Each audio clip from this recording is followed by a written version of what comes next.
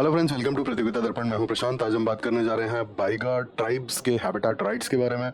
जी हां दोस्तों, हाल ही में छत्तीसगढ़ गवर्नमेंट ने बाइगा ट्राइब को हैबिटेट राइट्स प्रोवाइड किए हैं। अब हैबिटेट राइट्स की एक खास बात यह है कि ये पर्टिकुलरली वल्नरेबल ट्राइबल ग्रुप्स को ही दिए जाते हैं। साथ ही एक चीज़ और बता दूं मैं आपको कि Baiga tribe is the second tribe to receive habitat rights. First tribe from Chhattisgarh is Kamar, and overall in India, first particularly vulnerable tribal group to receive habitat rights is from Madhya Pradesh. Chhattisgarh में कौन कौन सी particularly vulnerable tribal group है? तो वो है कमार, बाइगा, पहाड़ी कोरबा, अबुझमादिया, बिरहोर, पांडो, भुजिया। अब यहाँ पर Kumar was the first one to receive habitat rights और second है बाइगा। बाइगा ट्राइब के बारे में थोड़ा सा जान लेते हैं। बाइगा ट्राइब वैसे तो छत्तीसगढ़ में भी हैबिटेट है इनका, लेकिन ये रिसाइड करते हैं बहुत सारे स्टेट्स में, जैसे कि छत्तीसगढ़, झारखंड, बिहार, उड़ीसा, वेस्ट बंगाल, मध्य प्रदेश एंड उत्तर प्रदेश। अब इनकी खास बात मैं आपको बता दूं कि बाइगा ट्राइब का टैटू से बड़ा खास लगाव है। हर एक ओकेजन पे भी टैटू बनाया जाता है इस ट्राइब के लोगों के द्वारा, और tattoo basically is an integral part of the Baiga culture. अब हैबिटेट राइट्स की बात करते हैं। क्या जरूरत पड़ी हैबिटेट राइट्स की? तो सबसे पहले आपको बता दूं कि पर्टिकुलरली वल्नरेबल ट्राइबल ग्रुप्स के एम्पावरमेंट के लिए हैबिटेट राइट्स गवर्नमेंट देती हैं। तो ये होते क्या हैं?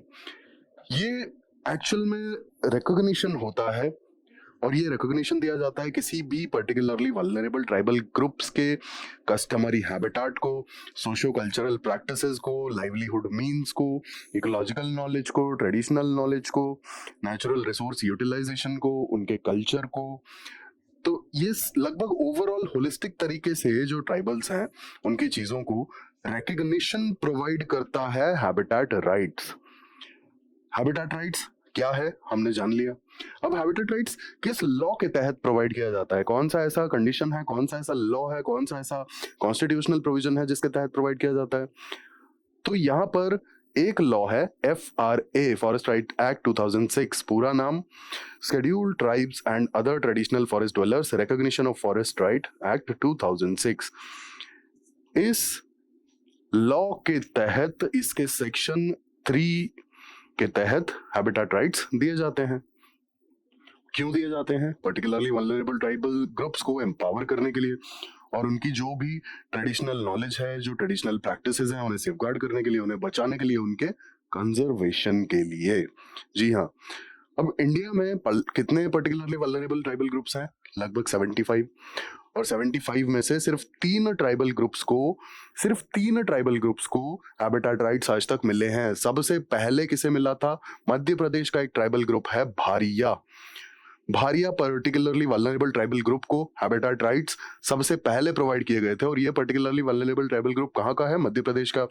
सेकंड दिया गया था छत्तीसगढ़ के कमार ट्राइबल ग्रुप को, और अब थर्ड मिला है छत्तीसगढ़ के बाइगा ट्राइबल ग्रुप को, PVTG। अब इसका प्रोसेस क्या होता है? Process is, ministry of tribal affairs ने 2014 में सर्टेन गाइडलाइंस प्रोवाइड की थी, और इन गाइडलाइंस के अकॉर्डिंग ही हैबिटेट राइट्स प्रोवाइड किए जाते हैं। अब इसमें होता क्या है कि जो भी ट्राइबल लीडर्स होते हैं ना, ट्राइबल लीडर्स के साथ में मल्टीपल डिपार्टमेंट्स, जैसे कि आपके ट्राइबल अफेयर्स या फिर ट्राइबल डिपार्टमेंट, साथ के साथ फॉरेस्ट डिपार्टमेंट, पंचायती राज डिपार्टमेंट, ये सारे डिपार्टमेंट्स जो हैं ये इन्वॉल्व होते हैं। ट्राइबल लीडर्स के साथ में डिस्कशन होता है, उसके बाद एक कंक्लूजन निकलता है, and then habitat rights are provided under FRA 2006। अब पर्टिकुलरली वल्नरेबल ट्राइबल ग्रुप्स के बारे में भी देख लेते हैं कि पर्टिकुलरली वल्नरेबल ट्राइबल ग्रुप्स होता क्या है, क्योंकि हैबिटेट राइट्स तो सिर्फ इन्हीं को दिए जाते हैं ना। हर एक पर्टिकुलरली कह रहा हूँ, हर एक अगर शेड्यूल ट्राइब को ये राइट्स दिए गए होते तो चीजें अलग होती, बट यहाँ पर हमने देखा कि पर्टिकुलरली वल्नरेबल ट्राइबल ग्रुप्स को ही हैबिटेट राइट्स दिए जा रहे हैं, तो कुछ तो खास बात होगी ना। अब एक्चुअल में ये क्लासिफिकेशन जो है पर्टिकुलरली वल्नरेबल ट्राइबल ग्रुप्स का, इस क्लासिफिकेशन के सर्टेन क्राइटेरिया है। कोई भी ट्राइबल ग्रुप्स को एज अ PVTG क्लासिफाई किया जाएगा तो किस बेसिस पे किया जाएगा? कोई क्राइटेरिया तो होगा ना, क्योंकि हमने अभी देखा कि इंडिया में 75 यानी कि 75 पर्टिकुलरली वल्नरेबल ट्राइबल ग्रुप्स हैं। तो क्राइटेरिया है technological backwardness, declining population growth, लो literacy, subsistence economy, challenging living conditions.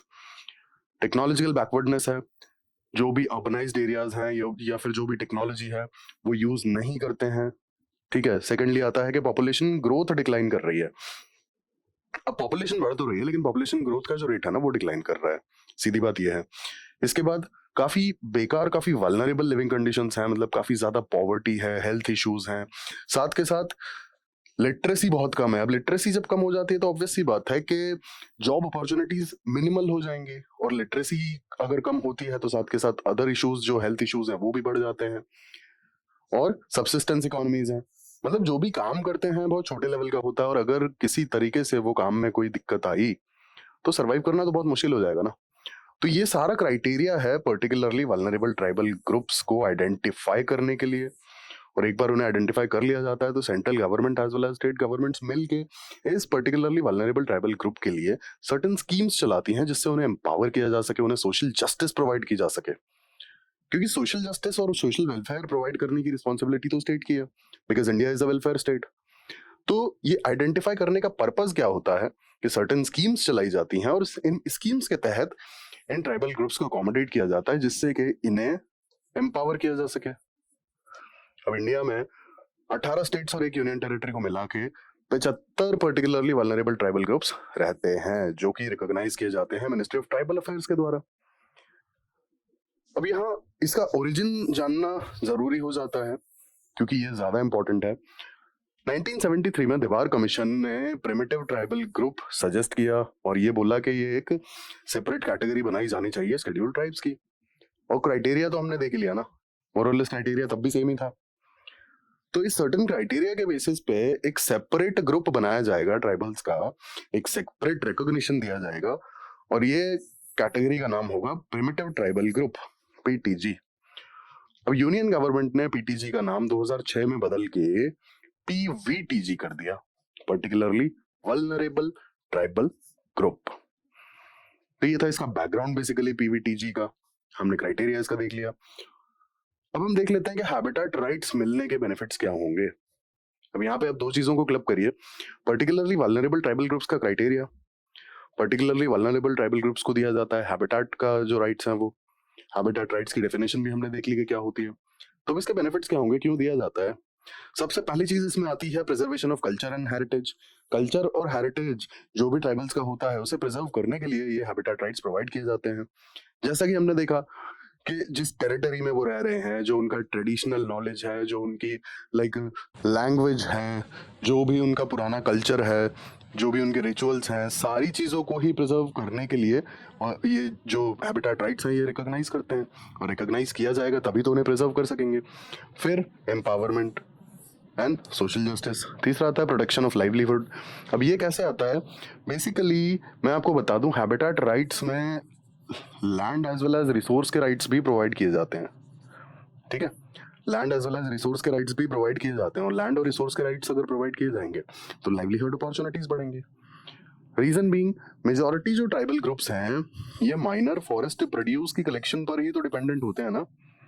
Majority tribal groups का जो लाइवलीहुड अपॉर्चुनिटी है वो यहाँ से आता है।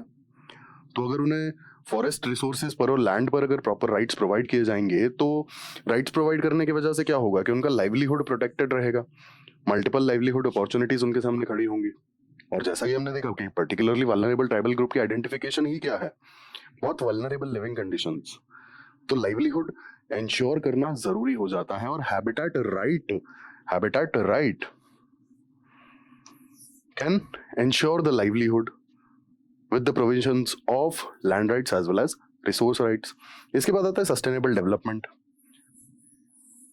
अब यहाँ पे एक चीज देखिए कि land as well as resources के राइट्स दिए जा रहे हैं, बट साथ ही साथ आप ये चीज भी देखें कि माइनर फॉरेस्ट प्रोड्यूस के कलेक्शन के जो राइट्स हैं ये राइट्स दिए जा रहे हैं, ये राइट्स दिए जा रहे हैं। तो इसमें किसी तरह का डिस्ट्रक्शन नहीं है ना, तो ट्राइब्स का भी डेवलपमेंट ही होगा, ग्रोथ होगी, लाइवलीहुड अपॉर्चुनिटीज आएंगी। तो साथ के साथ क्योंकि बायोडाइवर्सिटी का कंजर्वेशन होगा तो ऑब्वियसली बात है कि डेवलपमेंट जो होगा वो ओवरऑल होगा, सस्टेनेबल होगा, क्योंकि ट्राइब्स को लाइवलीहुड अपॉर्चुनिटीज भी मिल रही हैं, किसी तरह का डिफॉरेस्टेशन या डिस्ट्रक्शन या नेचुरल चीज़ों के साथ किसी तरह का खिलवाड़ भी नहीं हो रहा है, कोई डिस्ट्रक्शन भी नहीं हो रहा है।